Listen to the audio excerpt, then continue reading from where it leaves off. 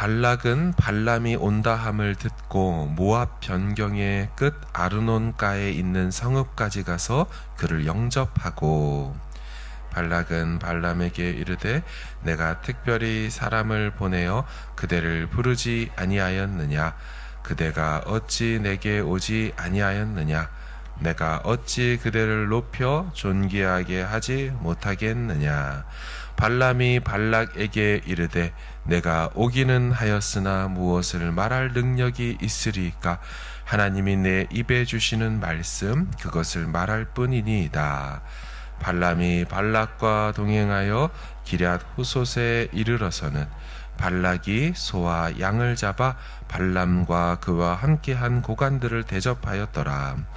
아침에 발락이 발람과 함께하고 그를 인도하여 바알의 산당에 오르매 발람이 거기서 이스라엘 백성의 진 끝까지 오니라. 발람이 발락에게 이르되 나를 위하여 여기 제단 7을 쌓고 거기 수송아지 7마리와 순양 7마리를 준비하소서 하매, 발락이 발람의 말대로 준비한 후에 발락과 발람이 제단에 수송아지와 순양을 드리니라. 발람이 발락에게 이르되 당신의 번제물 곁에 서소서. 나는 저리로 가리이다. 여호와께서 혹시 오셔서 나를 만나시리니 그가 내게 지시하시는 것은 다 당신에게 알리리이다 하고 언덕길로 가니, 발람에게 임하시는지라. 발람이 아뢰되 내가 7제단을 쌓고 각 제단에 숫송아지와 순양을 드렸나이다. 여호와께서 발람의 입에 말씀을 주시며 이르시되 발락에게 돌아가서 이렇게 말할지니라. 내가 발락에게로 돌아간즉 발락과 모압의 모든 고관이 번제물 곁에 함께 섰더라.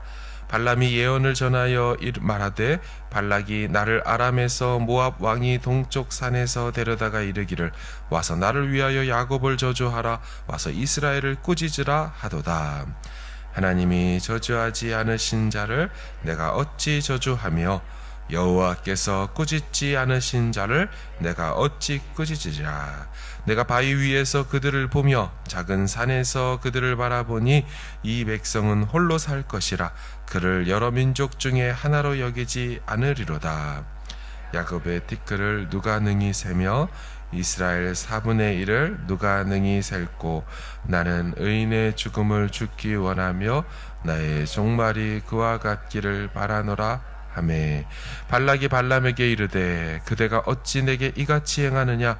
나의 원수를 저주하라고 그대를 데려왔거늘 그대가 오히려 축복하였도다. 발람이 대답하여 이르되 여호와께서 내 입에 주신 말씀을 내가 어찌 말하지 아니할 수 있으리까? 아멘. 드디어 부돌에서 600km를 이동해서 영험한 점술가 발람이 모압에 옵니다. 그를 초청했던 발락은 모압 땅 끝에까지 나아가서 그를 영접하지요. 그리고 만나자마자 제가 얼마나 당신을 기다려왔는지 아십니까? 하며 갖은 아첨과 아부의 말로 이 발람 선지자의 마음을 들었다 놨다 하려고 시도합니다. 36, 37절을 보시면 발락은 발람이 온다 함을 듣고 모압 변경의 끝 아르논가에 있는 성읍까지 가서 그를 영접하고, 발락은 발람에게 이르되 내가 특별히 사람을 보내서 그대를 부르지 아니하였느냐? 그대가 어찌 내게 오지 아니하였느냐? 내가 어찌 그대를 높여 존귀하지 못하겠느냐? 여러분, 이런 환대가 어디 있습니까? 뭐든 다 해주겠다며 간이라도 내줄 지경입니다. 그런데 웬걸 그 먼 걸음을 마다 않고 온 사람치고는 너무 냉정하게 답을 하지요. 제가 말할 능력이 있겠습니까? 그저 하나님이 제게 주시는 말씀만 말할 뿐입니다. 저는 이 대목에서 비록 발람이 이방 선지자지만 오늘날 설교자로서 도전을 받았습니다. 온갖 감언이설 잘해주겠다는 제안, 칭찬과 아부 속에서도 오직 저는 하나님께서 하신 말씀만 전할 겁니다. 저는 다른 말은 할 줄 모릅니다. 이렇게 말했던 거거든요. 아마 신학교였으면 아멘이 나올 대목이겠죠. 그러나 그렇다고 해서 오늘 본문이 일반 우리 성도님들에게는 관계가 없는 본문인가? 그렇지는 않습니다. 사도 베드로가 베드로전서 4장 11절에 이런 말을 했죠. 만일 누가 말하려거든 하나님의 말씀을 하는 것 같이 하고, 누가 봉사하려거든 하나님이 공급하시는 힘으로 하는 것 같이 하라 라고 했죠. 기본적으로 우리 모든 성도들에게도 해당되는 표현이죠. 다시 돌아온다면 발람이 그렇게 말을 하거나 말거나, 그를 초대했던 발락 모압 왕은 한껏 들떠 있습니다. 소와 양을 잡아서 한 상을 가득히 차리고는 대접해 드리죠. 40절을 보시면 발락이 소와 양을 잡아 발람과 그와 함께한 고관들을 대접하였더라. 다음 날 이제 아침이 되었습니다. 발락 왕이 발람과 함께 바알의 산당으로 올라갑니다. 그리고 거기서 이스라엘 진영의 일부분만 보여줍니다. 41절을 보십시오. 아침에 발락이 발람과 함께하고 그를 인도하여 바알의 산당에 오르매 발람이 거기서 이스라엘 백성의 진 끝까지 보니라. 번역이 된 걸 보면 이스라엘 백성의 진의 끝에까지 다 본 것처럼 번역이 되어 있지요. 하지만 원문에는 진이라는 단어 자체가 없고 그냥 끝부분, 가장자리 부분을 봤다 이렇게 되어 있습니다. NASB에서도 그가 이스라엘 백성의 일부분을 A portion of the Israel 해서 이스라엘의 일부분, 한 포션만 봤다라고 되어 있어요. 발락 왕은 그 선지자에게 이스라엘 전체를 보여주지 않았다는 겁니다. 아마도 조금만 보여줘서 그들이 그렇게 대단한 존재가 아니라고, 특별한 위협적인 존재도 아니라고 알려주고 싶지 않았던 것 같습니다. 발람 선지자요, 별거 없습니다. 그냥 오셨으니 이들을 저주만 해주시면 모든 게 평안하게 끝난 겁니다. 이런 속셈이었던 거죠. 발람 선지자는 보여준 이스라엘의 일부분만 보고 제단을 쌓습니다. 근데 제단을 쌓는 모습이 조금 특이하지요. 7이란 숫자에 다 맞추어서 일이 이루어집니다. 23장의 1절을 보시면 발람이 발락에게 이르되 나를 위하여 여기 제단 7을 쌓고 거기 수송아지 7마리와 순양 7마리를 준비하소서 하매. 여러분, 이스라엘은 제단을 7개나 쌓지 않습니다. 한 분 하나님인 여호와께 한 개의 제단만 쌓아서 거기서 예배했지요. 따라서 여기서 제단이 7개나 등장하는 것을 보면 이 발람이라는 선지자가 기본적으로 다신론자였음을 알 수가 있습니다. 아마 여호와 하나님도 그가 섬기는 7 신들 중에 한 분이었던 것으로 짐작이 됩니다. 이렇게 제단을 쌓고 7마리의 숫송아지와 순양을 다 드리자 하나님이 발람에게 임하여 주시지요. 이렇게 임해서 말씀해 줬습니다. 발락에게 돌아가서 이렇게 전해라. 너희가 와서 나를 위하여 야곱을 저주해라.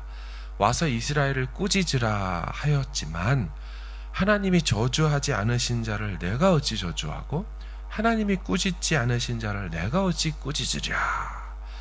이렇게 전하자 이 발락 왕이 충격을 받습니다. 아니, 저주하라고 했더니 어떻게 저주하냐, 어떻게 꾸짖으냐, 이렇게 말할 수 있겠습니까?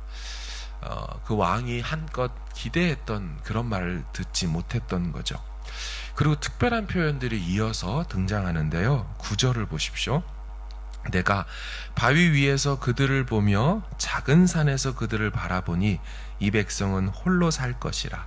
그를 여러 민족 중에 하나로 여기지 않으리로다. 아멘. 보시면 이 백성은 홀로 살 것이다 라고 그래요.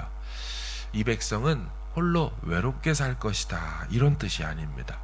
이 홀로라는 표현은 이 백성은 비교할 수 없는 특별한 존재이다를 말하는 거죠. 우리가 부르는 찬양의 가사 중에서도 주 여호와는 광대하시도다의 후렴을 보시면 이렇게 돼 있습니다. 다 주의 크신 이름 높이며 우리에게 행하신 위대한 일 감사하세. 오 주의 신실하신 그 사랑 온 땅과 하늘 위에 계셔 홀로 위대하신 이름, 이렇게 말하죠. 홀로 위대하시다, 이 말은 외롭게 위대하시다는 뜻이 아니죠. 오직 당신만이 위대할 뿐입니다 라는 의미의 홀로죠. 그러니까 홀로 살다, 이 말은 독보적으로 살 수 있는 존재, 이런 의미를 갖고 있죠. 그 다음 이어지는 말은요, 그를 여러 민족의 중에 하나로 여기지 않으리로다. 이것은 그저 그런 여러 민족 중에 하나가 아니라는 거죠. 그러니까 one of them, 어떤 수많은 것들 중에 하나가 아니라 오직 하나, 유니크하고 오리지널리티가 있는 그런 민족입니다 라는 의미고요. 세 번째, 야곱의 티끌을 누가 능히 세며 이스라엘 4분의 1을 누가 능히 셀꼬 라고 말하죠. 이 말은 얼마나 이들의 숫자가 많은지 감히 셀 수도 없다. 근데 어느 정도까지요? 25%, 4분의 1이라도 셀 수도 없을 것이다, 이렇게 말합니다. 그런 다음 오늘 본문 중에 가장 충격적인 대목이 등장합니다. 10절의 하반절을 보시면 나는 의인의 죽음을 죽기 원하며 나의 종말이 그와 같기를 바라노라. 이게 무슨 말일까요? 이방 선지자가 자신이 의인의 죽음을 죽길 원하고 나의 종말, 자신의 마지막이 그와 같기를 바란다. 이 의인의 죽음이라는 말은 바른 자의 죽음이요 정직한 자의 죽음이라는 직역하면 뜻이 그런데 의미적으로 볼 때 이게 이스라엘을 지칭하는 표현입니다. 현대인의 성경은 이렇게 번역했어요. 이스라엘 자손들이 땅에 티끌같이 많으니 누가 그 수를 헤아릴 수 있으랴. 나는 의로운 이스라엘 백성처럼 죽기를 원하며 나의 종말이 그들의 종말과 같기를 원하노라. 엄청난 선포죠.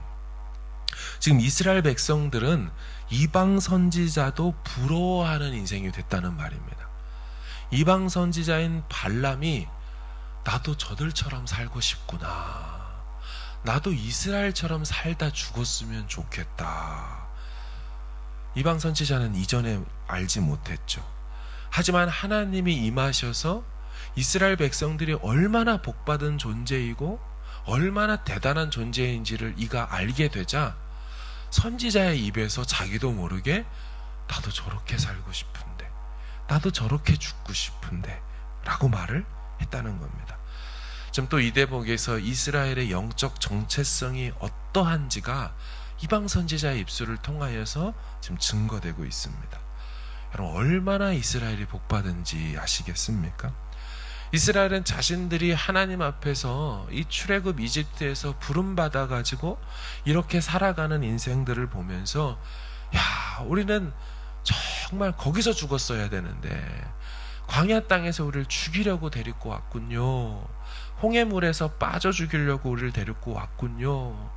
우리에게 맡기신 일을 우린 못합니다. 우린 메뚜기라서 가나안 족속들과 상대도 안 됩니다. 한없이 자신들을 비하하고 자신들을 막 자학하고 학대하는. 근데 사실은 어때요? 이방 선지자도 어마어마하게 부러워하는 존재가 되었고 앞으로 그들이 행할 일들이 정말 하나님 앞에 승리가 보장되어 있는 건데 그들은 그걸 잘 깨닫지 못했어요. 여러분, 찬송가 508장의 후렴 가사에 보면 이런 내용이 있어요. 주 내게 부탁하신 일 천사도 흠모하겠네. 여러분, 천사도 흠모하는 존재가 성도이거든요. 천사도 흠모하는 그 부름받은 일이 바로 성도에게 맡기신 일들이거든요. 이스라엘 백성들이 그렇게 부름받고 그 사명을 받았건만 이들이 알지 못했던 것입니다. 여러분, 우리는 천사와 우리를 비교할 때 천사는 감히 가질 수도 없는 특별한 지위를 우리가 갖고 있습니다. 이 타락하고 범죄한 천사에게는 단 한 번의 회개의 기회를 하나님이 주신 적이 없어요. 그들에게는 용서가 주어지지 않았습니다. 베드로후서 2장 4절을 보시면 하나님이 범죄한 천사들을 용서하지 아니하시고 지옥에 던져 어두운 구덩이에 두어 심판 때까지 지키게 하셨으며, 그들은 범죄하면 용서가 없고 그저 구덩이에 넣고 감옥에 가둔 다음에 심판날에 끄집어내서 영원한 불못에 집어 던질 거예요. 이 범죄하고 타락한 천사가 마귀와 그 일당들을 말하지 않습니까? 하지만 택한 자녀들은 어떻습니까? 끊임없이 회개의 기회를 주시죠. 끊임없이 70번씩 7번이라도 용서해 주라 말씀하신 분인데, 그렇게 말씀하신 분이 그 이상을 용서하지 못하겠나요? 성도들에게는 늘 기회가 있고 늘 하나님께서 회복의 기회를 주셔요. 천사들에게는 한 번도 내가 너를 사랑한다고 성경에 적혀 있는 적이 없어요. 천사들에게는 내가 너와 함께하고 너를 도울 것이라고 그들을 위로하며 말씀하신 적이 없어요. 천사들에게는 그저 순종만 요구되었고, 순종하지 않고 불순종한 천사들 하늘로부터 내쫓김을 당하고 결국 심판날에 심판만 주어질 뿐이에요. 하나님 편에서 분명히 우리는 편애라는 것을 받고 있는 것이 분명해요. 공의로우신 분이시지만 동시에 사랑이 한이 없으셔서 우리로 살게 하시고 또 살아나게 하시고 수많은 기회들을 늘 허락하여 주시죠. 이스라엘이 그 수많은 민족들 중에서 이같이 택함 받았어요. 이같이 특별한 지위를 부여받았어요. 우리도 어떤 상황이 와도 이 사실을 잊지 말아야 할 줄로 믿습니다. 늘 사탄 마귀가 발락과 발람처럼 우리를 저주하려고 해요. 잘 되는 꼴을 보질 못해요. 넘어뜨리려고만 해요. 하지만은 여호와 하나님께서 우리를 늘 지키시고 보호하신다는 것을 믿고 우리는 어떤 상황에서도 날마다 일어나야 합니다. 다시 힘을 내야 하는 거죠. 하나님이 함께 하시는데 우리가 주저앉을 수 없고, 하나님이 이김 주시는데 우리가 포기할 수 없는 것입니다. 이런 은혜가 오늘도 우리의 삶을 주장하실 수 있기를 간절히 주님의 이름으로 축원합니다.